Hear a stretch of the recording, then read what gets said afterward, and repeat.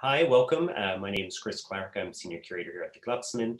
I'm very pleased to welcome you to today's online artist talk featuring artists from the exhibition Home, Being and Belonging, Contemporary Ireland.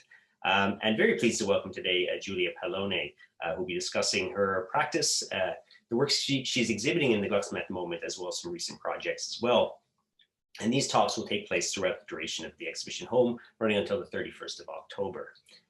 Julia Pallone comes from Angers, France, and moved to Kinsale, County Cork in 2006. She graduated with a Master's in Fine Art in 2002 from the École des Beaux-Arts in Nantes, and also studied at the Accademia delle Belle Arti in Venice and at the Sorbonne in Paris.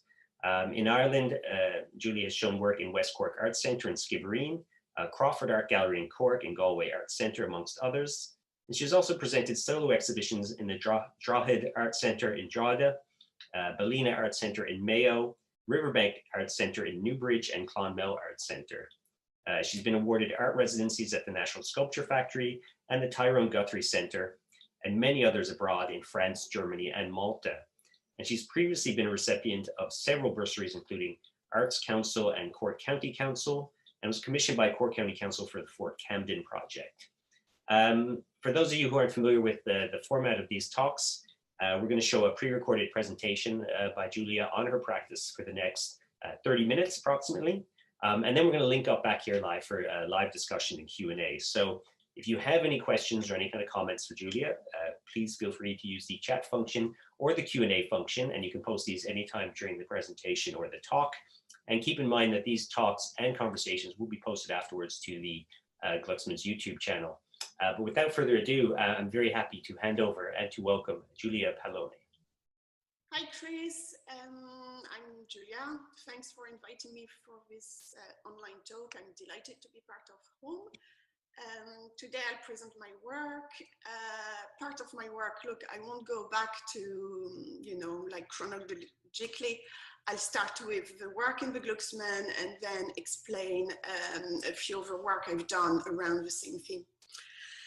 So the work I show in the Glucksman is entitled The Gatekeepers, and it's a series of 10 images and taken in West Cork. This work was started in 2011, where I got an Arts Council grant to drive around and observe all the gate I really enjoyed looking at in West Cork, and I started a kind of a big collection at the time. Why did I do that? Actually, so I'm French. I studied art in France, and I moved to Ireland more or less 15 years ago. And when I moved to Cork County, I was quite puzzled by the way the countryside was, the habitation. Like, people don't live as much in villages as in France, but they're spread around the countryside. You see the houses really well on each plot of land. And what struck me the most, it's all those ornaments you would find, not at every houses, but there were so many, for me, quite a few. And coming, in France, the ornaments, this type of ornaments would be mainly used for showing power. They would be in front of castles or really big houses, but not in front of small houses or more, normal houses. Whereas in Ireland, they're as much in front of a farm or a bungalow, and there was a bit of a jet lag effect for me looking at this. So that's how I started this collection. How do I change image? So I started this collection not really knowing where to go, but kind of enjoying the kind of bleak effect. Not too sure what really attracted me on top of this contrast from where I was coming from. There was also this contrast of the house and the animals, like the choice of animals sometimes puzzled me. And also there was a sense of sculpture which I thought was quite intriguing and, you know, at the same time kitsch, but I liked it and I disliked it at the same time. And I was still not too sure, you know.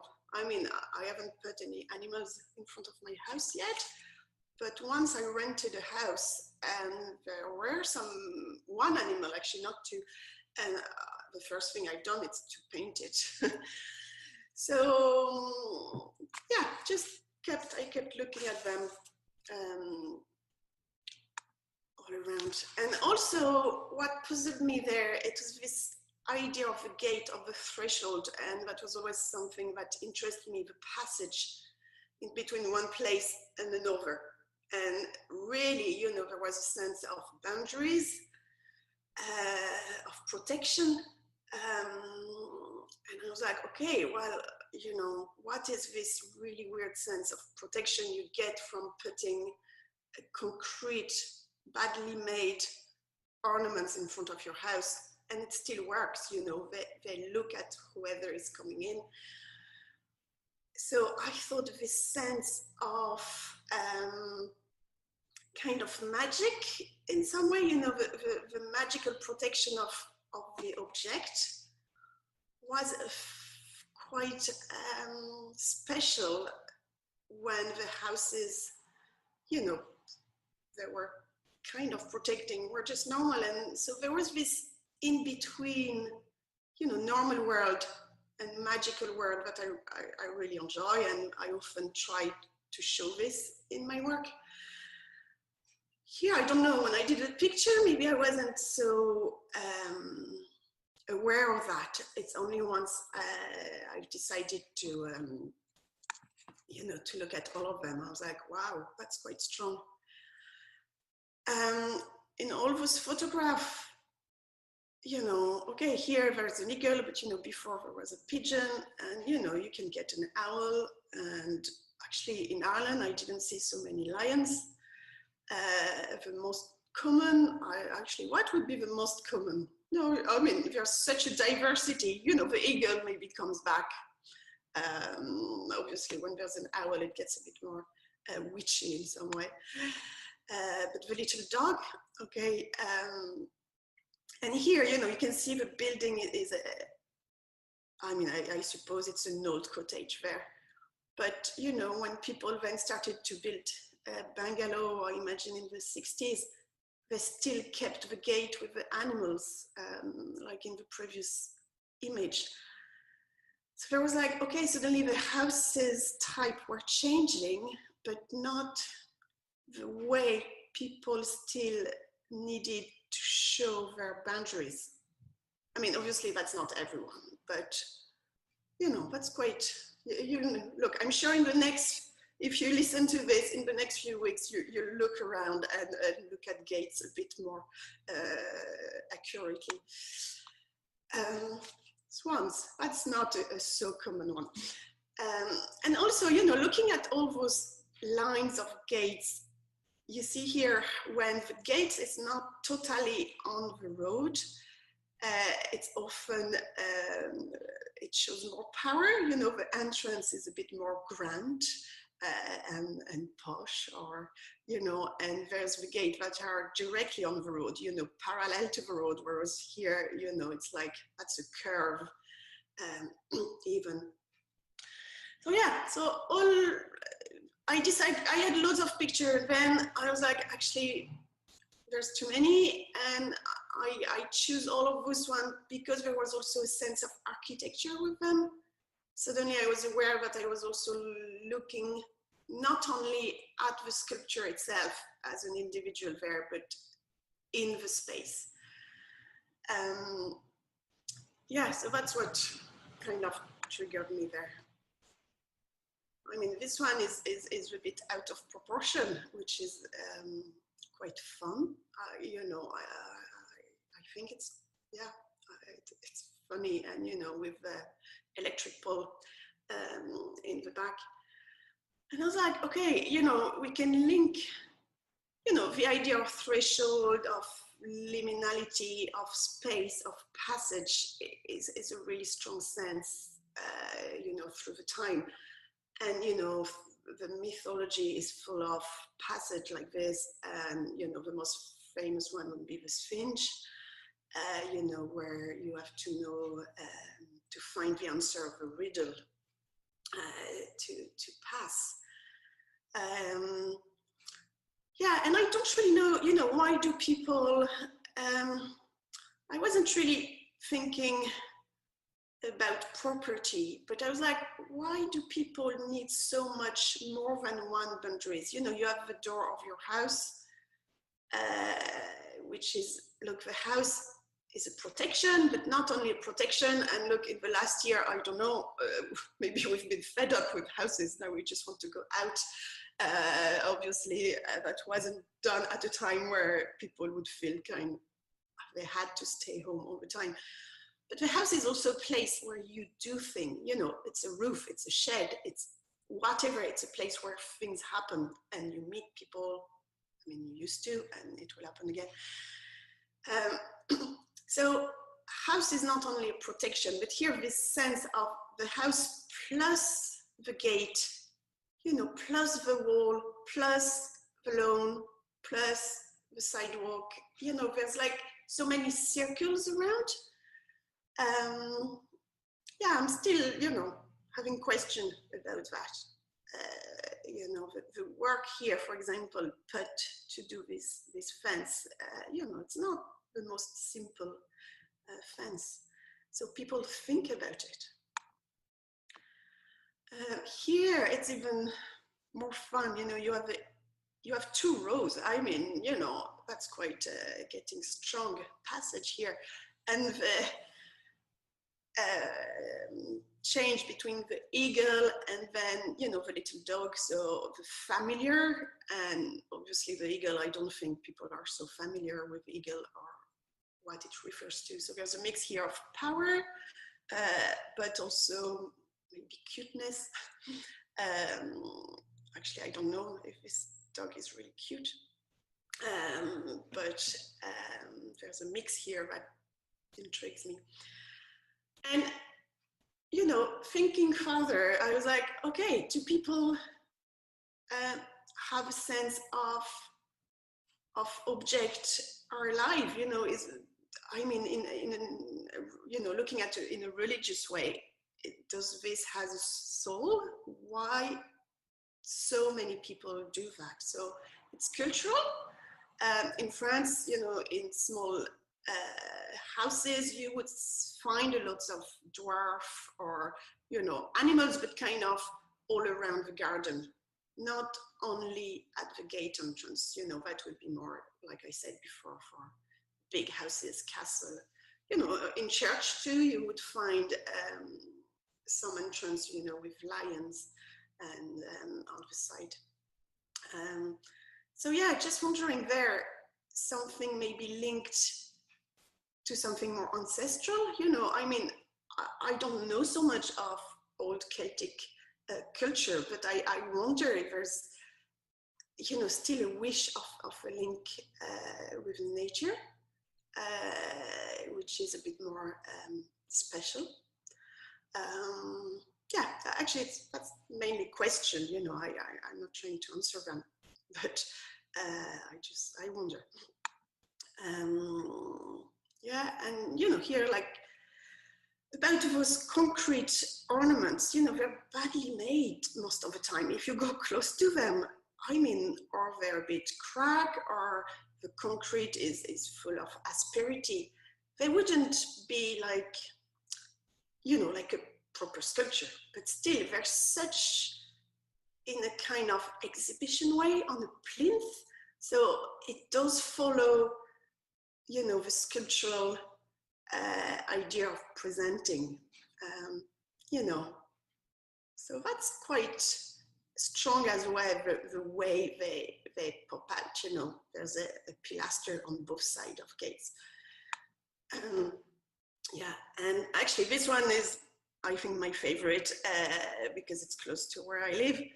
And actually lately, half the gate was broken. I don't know how, but actually I was like, oh, and I think they're starting to rebuild it, but I have no idea if they'll rebuild equal to the other side or not. So actually now one cow is gone for the moment. Look, I don't know the people who live there, and I might take a picture when they're done their work, but I suddenly had this strong sense of most of those gates don't disappear, you know, they often stay there for long. I was like, oh, this is gone now. And yeah, so here, you know, when it's a cow, you just presume it's nearly a symbol of a family. It's a farm, you know. When there's a horse, the same, you just see. But sometimes you just wonder, you know, this could be, you know, I mean, in India, cows are sacred. I don't know how you say sacralized. Yeah, but it's this sense of magical in kind of day-to-day life, you know, and I think most people don't realize they do that it's a bit awkward because it's part of their normal surroundings, but coming with a different perspective, you know, I was quite shocked by it and enthusiastic as well.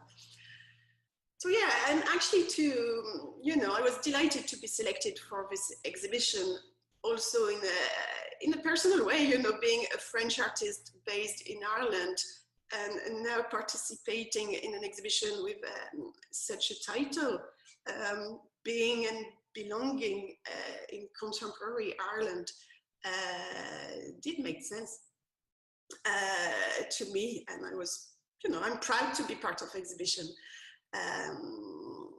So yeah, so that's how the series is presented in the Glucksman at the moment, and it was, you know, it took me a while to decide how to present this series, this collection of photographs, and I decided to go for a small format actually, and using white around, because for me it was linked more to fable and folklore and stories, and to introduce white and this format a bit like as if it was pages of a book.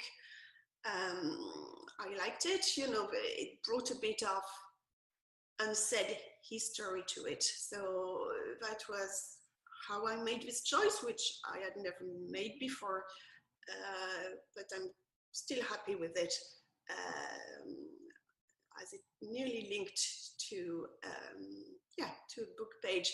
And initially I was like, okay, am I maybe asking people their relationship to their ornaments, you know, on a kind of more ethnology or sociological way, but at the end I was getting lost in all the little lane, and I wasn't referring enough where I was taking the picture.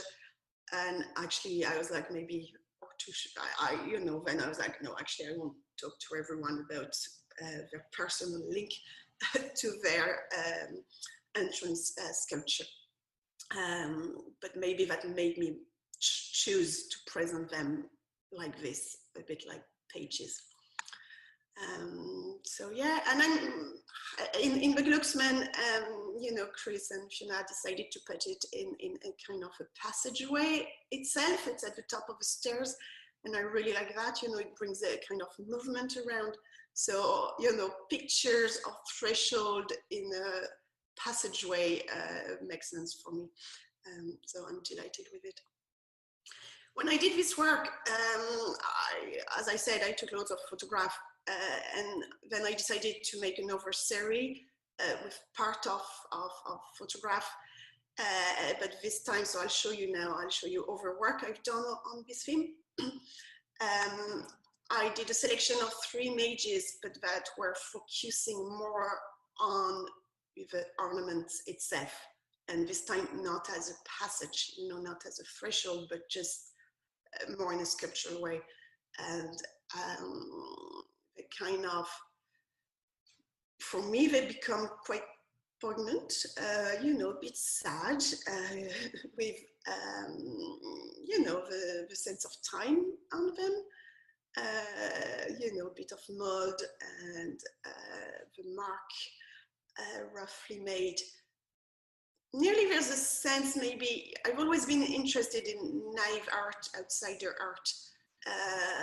It was nearly my first link to art. in some way, and maybe there the folklore, you know, the kind of yeah, the naivety of naivety. Can I say that? No, naive style intrigued me. Yeah, like this dog is nearly too small for his pillar. And, you know, this one is half broken and still really watching you, isn't it? So for this series of 3, I printed them large scale, and they were exhibited in 2019 in an exhibition in Yulin. I did with Anne French, another artist, because we did a residency there together. And, you know, those ones were large scale because then they were like kind of watching you. I like that.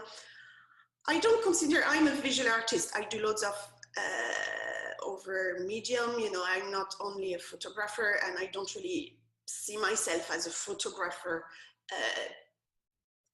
because I'm not thinking so much about, you know, it's more, it's a documentation.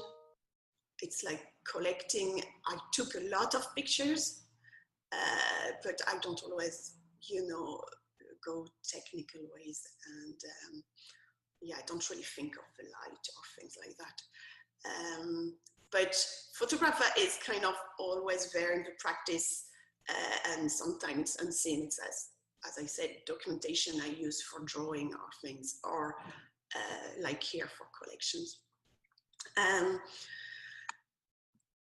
That's also in Yulin, so that's the last, you know, big exhibition I've done, and where I produced work in residency there. So, and it was really all about those ornaments. I decided to bring ornaments on the building because I was like, okay, well, most, you know, I always see ornaments on cottages or bungalows front, but never on modern building. And I mean, bungalows aren't so modern anymore. So yeah, so I thought it would be quite interesting to bring, and maybe I've been over the top. There was no gate, you know, on Yulin. There's no really entrance gate with pillars where I could put those animals. So I've put them on the roof, and they would watch in the exhibition space. Not everyone noticed them, you know, some people did, some people wouldn't look outside this way because it wasn't the view side as much, but it was a bit, you know, ironical and fun and really interesting as well, because actually all those animals, I got them, they were handmade by a local person who was doing it, you know, in a village nearby, and he kindly lent them to me, and he was fond of concrete and mold, and you know, and it's like really, you know, he was a character.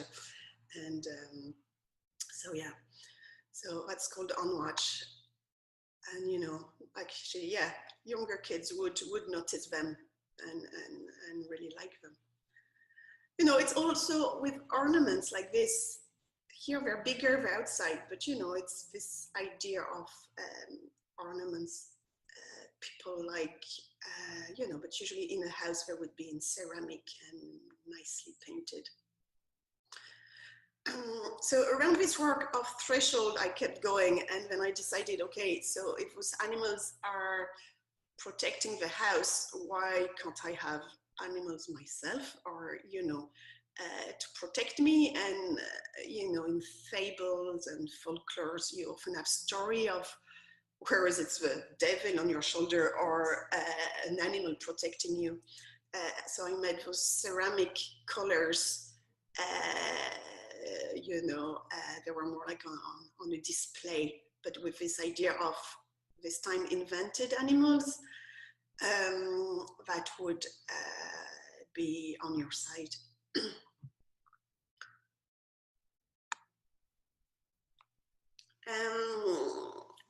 I draw a lot, and look, I don't know, like the serial photography, I started in 2011, and then I kept all those photographs in my computer and never look at them for a very long time because life took over family and work. So I had a bit of a break in my practice, and then I did this residency, and I'm, you know, back at it. And when it's funny, sometimes there's a break, you don't, you know, because life takes over for different reasons, and actually you start again where you were at. But still in between, I've been renting in Ireland and suffering from the housing crisis. And I had huge question, you know, about houses. What does it mean to not be able to afford a place, you know, to suffer from the rent going up, the worries of not being able to stay where you are, and things like that. And here I was thinking about all those animals, ornaments. What if it was the ornaments coming first, you know, and then all the rest coming around? You know, if the ornaments itself was kind of dreaming which type of house they would get, more than the house coming first, and then, you know, the decoration. And being interesting at, you know, myself, I was, you know, then trying to buy a house. So I was looking at lots of floor maps and architecture drawing. So maybe that's where I got interested in this type of more formal drawing that are ideas of houses. So yeah, I enjoyed to hear this kind of in between. Sorry, that went a bit fast. I pressed the button. Here, that's what I'm doing now. In the last year, look, it was COVID, you couldn't do much, staying at home, and all the work I've presented to you now, I'm just playing with collage and representation of houses. So it really takes more of the dreamy side. I really enjoy playing with shapes, but still this representation of the house. And yeah, there's something there that, you know, I really enjoy. So here I'll just show you a few collage. Yeah, and actually I'll just read you a quote here. Actually, I think I had sent it in my application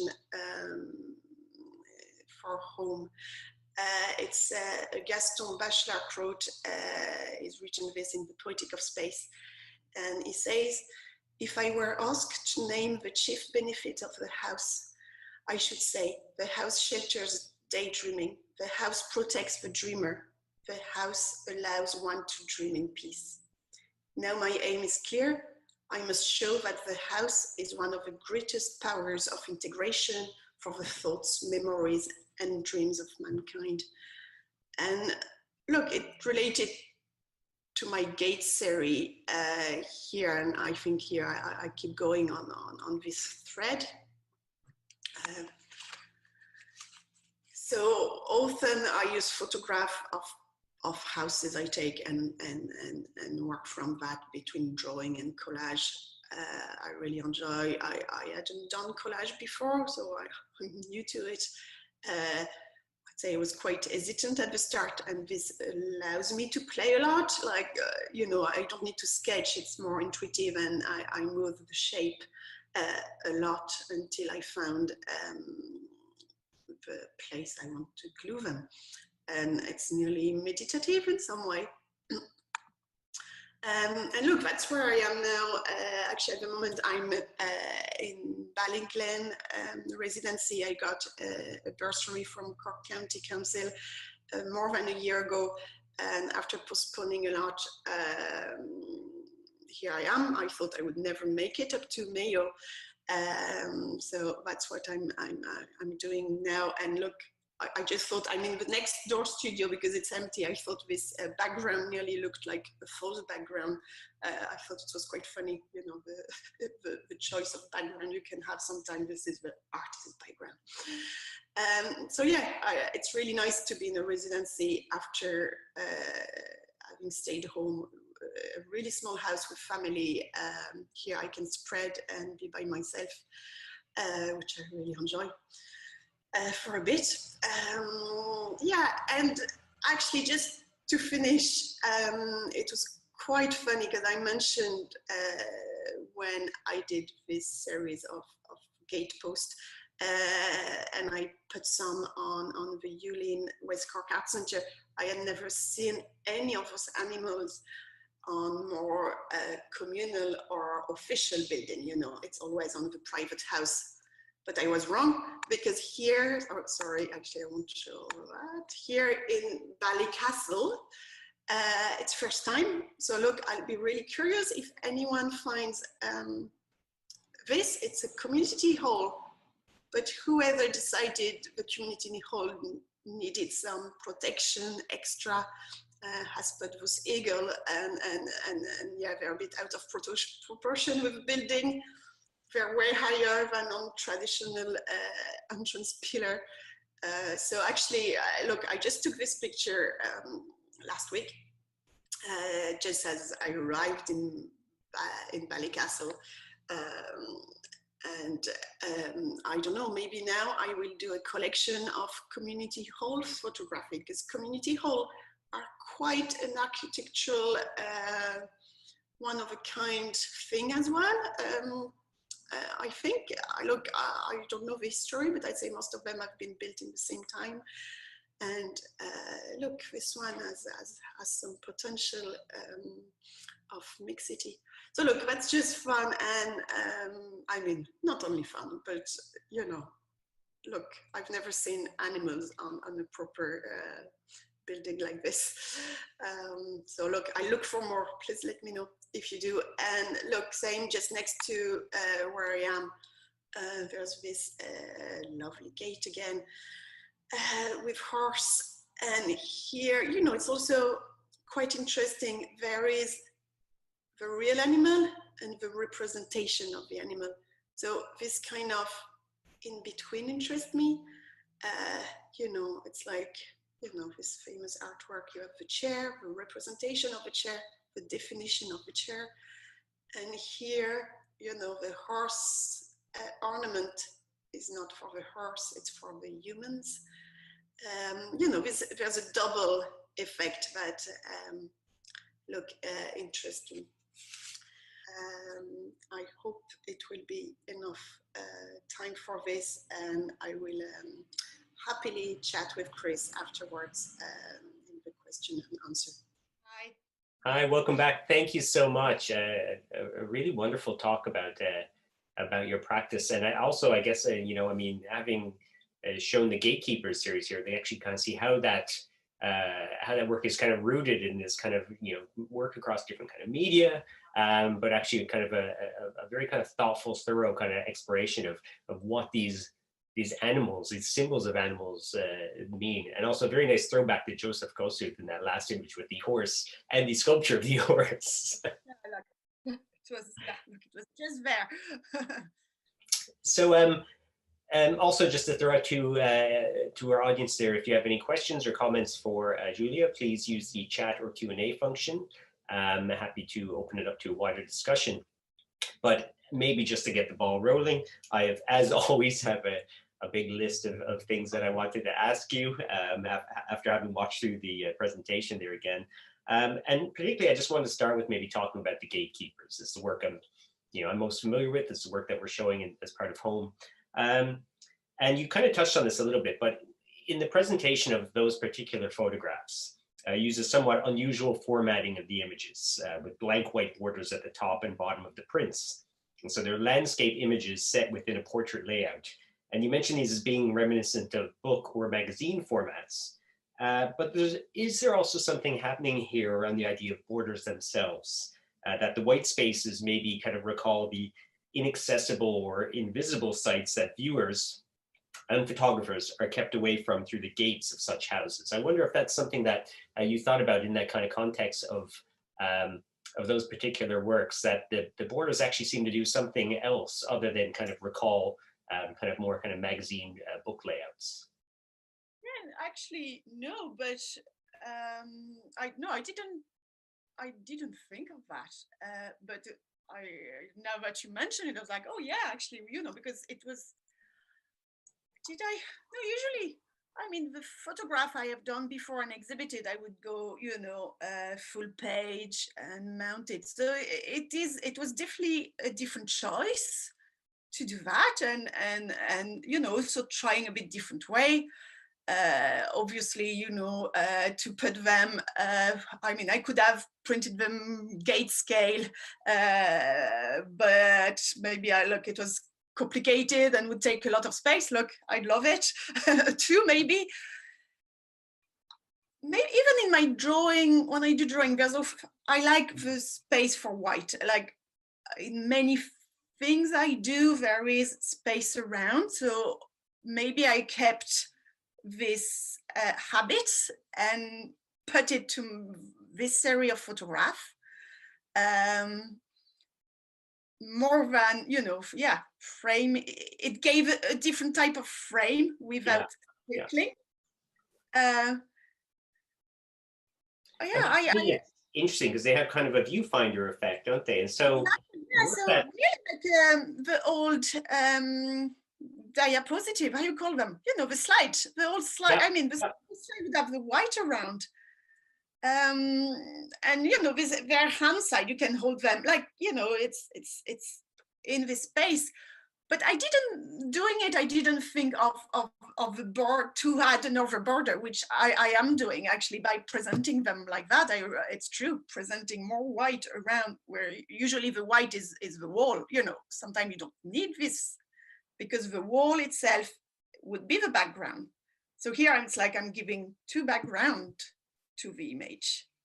But no, I didn't think of the boundary again, but yeah, no, interesting. I'll think about it more like this. I want to say more, but yeah, I really liked it. I know because I tried different way, and when I did it, it was more this thing with stories. Something else could come, but then it's every viewer to put their own personal stories to it. You know, obviously depending of, I don't know, you know, maybe an Indian or, you know, everyone would see this differently, and maybe by leaving some white, it was like leaving space for personal views on it.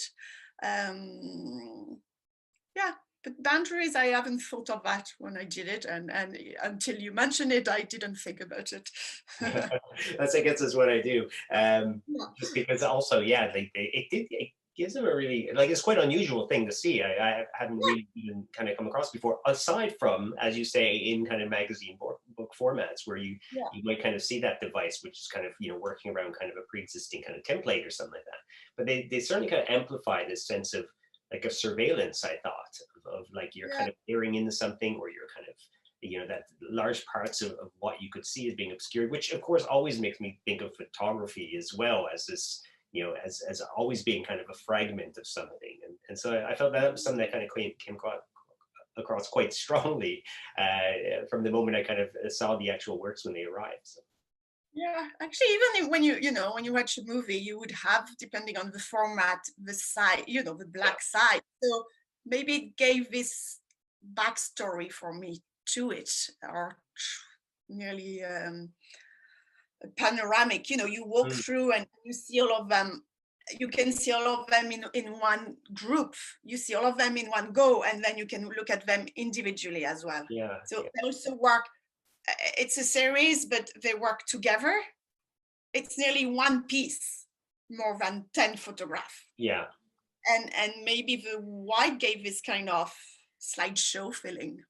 It's definitely a very interesting effect, I thought, in them.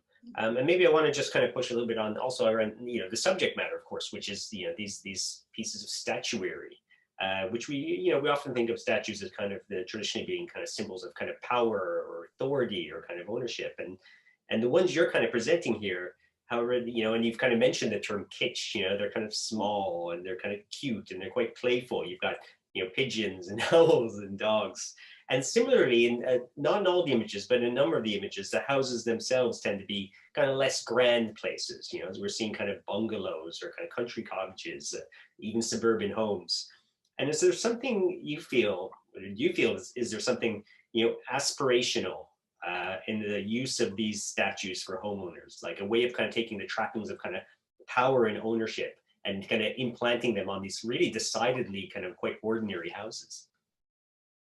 Yeah, I think maybe in some way, yeah, the bungalow, you see, you nearly know the template. If you've been in one bungalow, you can guess many other bungalow, they were done at the same time.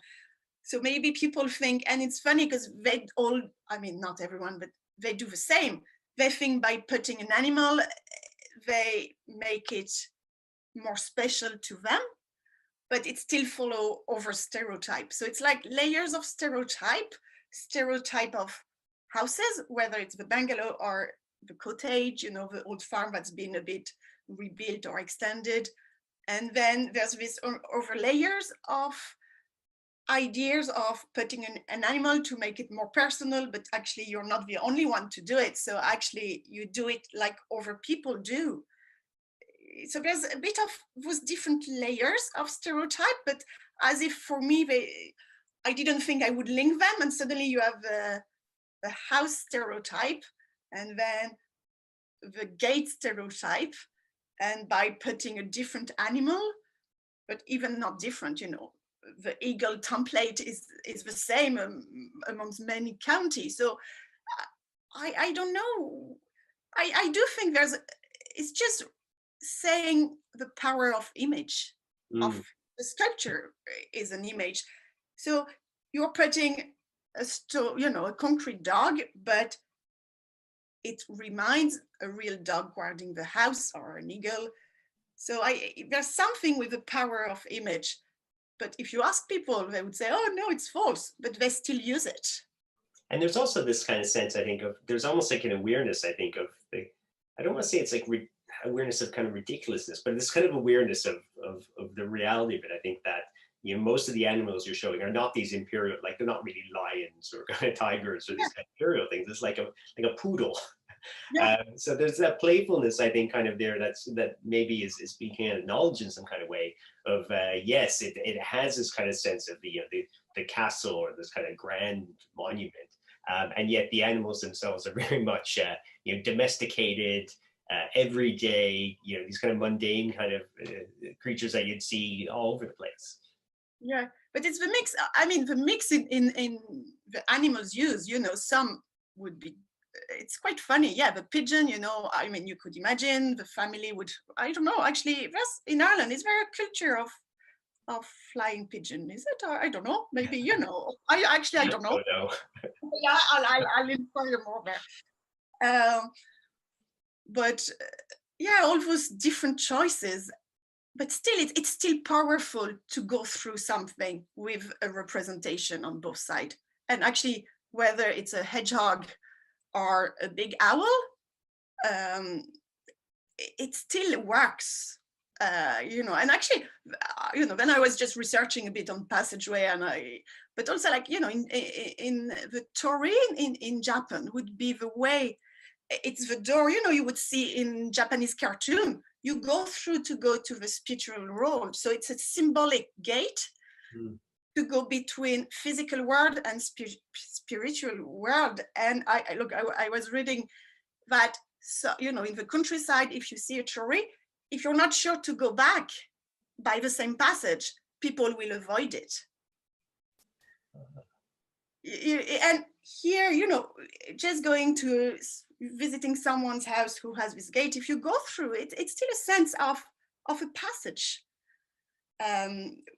much stronger than, we forget about it, but it is one. And then I was actually, maybe an art work that really struck me when I was an art student is, actually, I forgot the title, but when Marina Abramovic with Yule went naked in a doorway and people had to go through.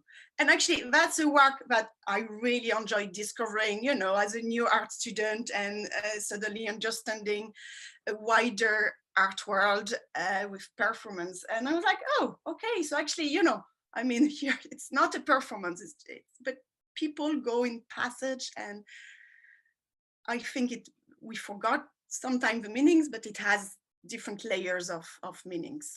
And that's what I like with all of this collection there. I mean, you know, I think it also, just to maybe, if it's okay to stay a little bit on that particular series in photography. I mean, yeah, we tend to think of photography, and you know, maybe this is just because of its kind of roots in things like photojournalism, but we think of photography as a means of kind of gaining access to unseen spaces. Usually, it's like, you know, the photographer is presenting something that we normally wouldn't see. And your work, certainly in this series, it puts you at the perimeter of these spaces. You know, you're kind of on the outside, at the threshold, as you say. I mean, can you talk about this idea of the refusal of access in your practice? Is this something that's interesting to you, this idea of capturing places that are visible to people, that you're not be able to kind of penetrate these spaces in a way that the everyday passerby isn't, but you've chosen to capture and kind of communicate these spaces that are very much being seen from the outside in? Yeah, actually, and I, you know, when I was, I mean, now actually I would do this certainly really differently, because I wouldn't be scared of people as much to chat. You know, I'm sure most people would be delighted, you know, to come on their doorstep and chat about it. But I remember, you know, when I started this collection, I was new to Ireland. My English wasn't as good. I was even scared to take the picture. You know, I felt like, oh, if someone says something and see me. So actually, I would often go on great day. You know, I had a sense of trespassing, although I wasn't trespassing. But I was like, oh, what will people think seeing me taking their gates, a photograph of their gates? So I do think now I wouldn't have the same feeling at all about this being on the outside. But I do think it's also really the point of view of when you're traveling, and when you're in a place, it's not your own. And now you know, I wouldn't say Ireland is my own, but I feel more comfy with people, with landscape, with topography. So it's you know, it's observation, and when you observe and when you're new to somewhere, you do look, you stay on the outskirts. Or that's my way of traveling, you know, observing a lot. I mean, I've traveled in many places, and I really enjoyed being part of different places and stay with people and learn languages. But you don't learn languages by talking straight away. You need to listen first. And here there is definitely this sense of being on the outside, but being on the outside, because actually if I was taking, yeah, I don't know, this series of photographs from the entrance door would be so different, actually, because you'd be the other side. You know, and the animals face the outside always. The animals never, I mean, I've never seen, even if when they're spread around the garden, they're for the passerby, they are for the viewer, for the external. But I was reading, actually, you know, in religion, and Catholic Church, you know, in France, you would have the gargoyles, you know, the more where the water pipes goes out. So, or the entrance door would have loads of animals or different sculpture. And actually, they weren't only for us normal people. They were to chase away the demon. So they were to make sure whoever would come by would be safe. Whereas me, I feel the dog is looking at me. I feel it's for me. But actually, in some religion, it's not about, you know, the passerby. It's about more religious thought of evil and stuff. So I was like, oh, actually, that's interesting, because what you think it's for you, actually, it's for someone else, or an entity that, you know, is thought to be around. And I thought that was quite interesting, you know, when actually are the dogs, the eagle, for us or for other forces. And I'm not, I mean, that's getting quite esoteric, but I like those in-betweens about the outskirts. So yeah, no, I would have never gone, you know, push a gate there to go in. And I felt a bit like stealing, you know, stealing people's image, although, you know, I wasn't. And but yeah, I wasn't totally comfy. There was a sense, and maybe in the photo you feel it, you know, like I wasn't just going on a ride when it was a sunny day and it was quite gray and misty, and it gives something a bit eerie to the work as well. And because Ireland has glorious sunny day where everyone is so happy, and that's something I love. But the other day, in little lanes in the countryside, you don't know where you're going. You just get lost all the time first in this type of landscape, because there are so many roads. I think Ireland has more road than any other European countries. I remember reading that. Look, I don't know if it's the case now, but the web of little roads is quite intense. Look, in West Cork, I don't know all of Ireland, but so that was quite intriguing for me, and a good way to be part of the landscape. Well, I mean, I would say you definitely seem to have a sense of kind of being on the inside of things maybe a little bit more now. And certainly that comes through this kind of observation, exploration of these kind of spaces as well. I mean, one thing I haven't really had a chance to ask you about yet is, I guess, the wider practice and the way you've kind of taken this kind of motif or this kind of area of exploration into different disciplines. And I have a question here, which is, how do you decide which projects are best suited to drawing, to photography, or sculpture? So this is kind of maybe asking a little bit about, like, what's your starting point there? Do you think in terms maybe of like a medium specificity, or do you kind of start with the content and then see whether drawing or sculpture or something is the best way to kind of maybe communicate those ideas? Yeah, it's complicated, and I would say there's often two ways. One would be starting with drawings, playing with things, and then see where it's going. And so, but like for this series, the drawing wasn't a start. So the start was me being in a new place. So often, like actually, after art school, I did a lot of residency. So most of my work, when I, started to be an artist, not an art student, but an artist, I've done it through residencies. And being in residencies was being somewhere else all the time, in new places.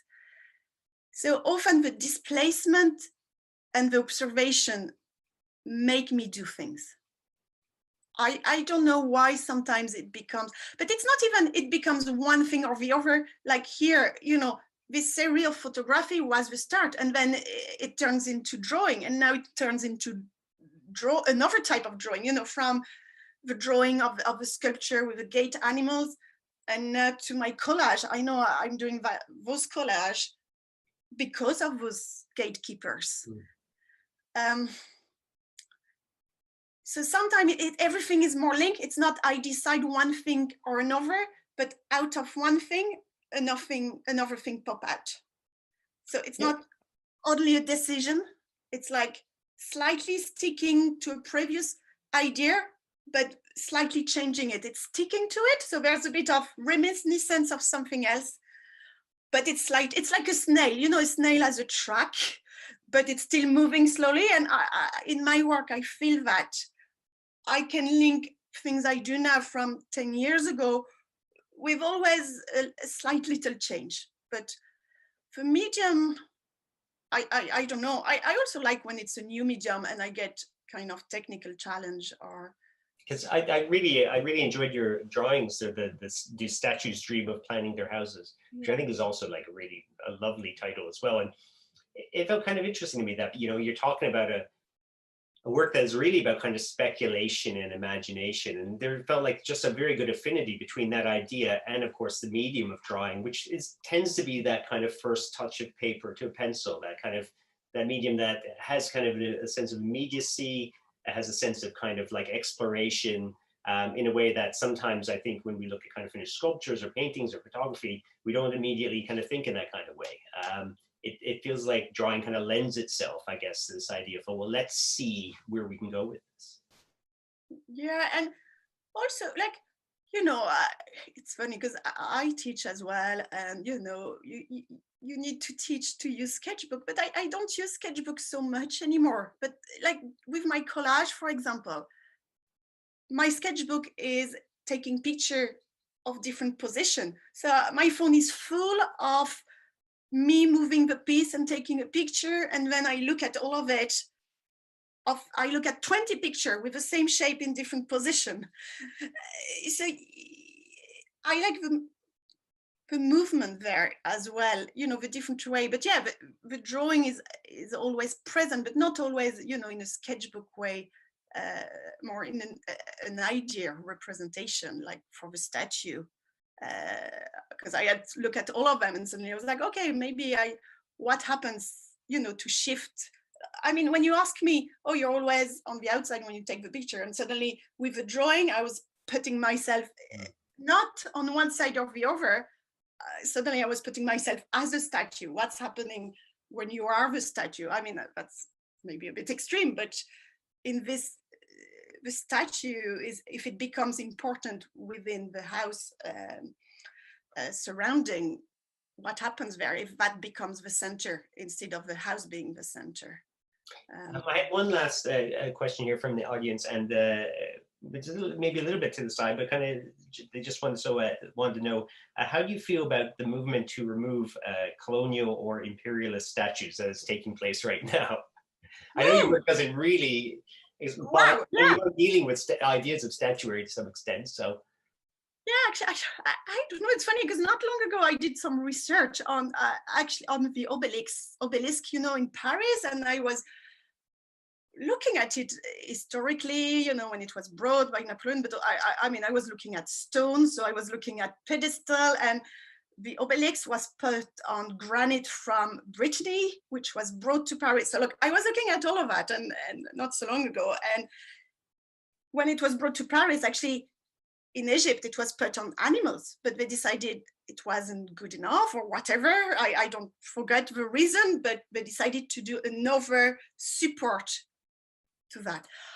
Oh, like me, I would definitely bring back whatever was taken to any places, and you know, then I'll have to travel to see things in where they belong to, but you know, that's where I would stand. I would bring back quite many things to where they were taken from. Or look, I mean, there's different arrangement, but yeah, I would, because actually also looking at going back to threshold, but also about this question, still link in some way, you know, the Sphinx with the riddle, and it's same, the sense of passage. So the Sphinx of Giza, I was looking, what's the meaning of the Sphinx of passage? It has different, if you look at Greek history or Egyptian mythology, it has different link. But in Egyptian, this, like I was reading, and they said I think it comes from the word Sphinx in Egyptian, I can't pronounce it, which means to straighten up, to close, which makes sense with the passage. But look, I was reading about it, and I think an art historian was also saying it means living work, not like living statue, but living work. It's made in the stone on site. So the Sphinx of Giza, look, I don't know how you say it in Giza, you know, the famous Sphinx. Yeah, I do. Yeah. I don't know how to pronounce it, is made in the local zone. So look, going back to these things of ornaments, they're also made in some places, and I do think belong to a sense of topography. Yeah, look, yeah, then it goes quite political. Yeah, I don't know after, but yeah, look. Wonderful, wonderful. Thank you so much, Julia. I really appreciate this today, and thanks everybody for joining us for the talk.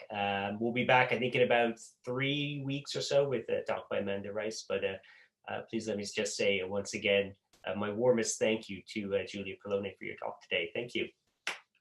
Thanks. Bye-bye.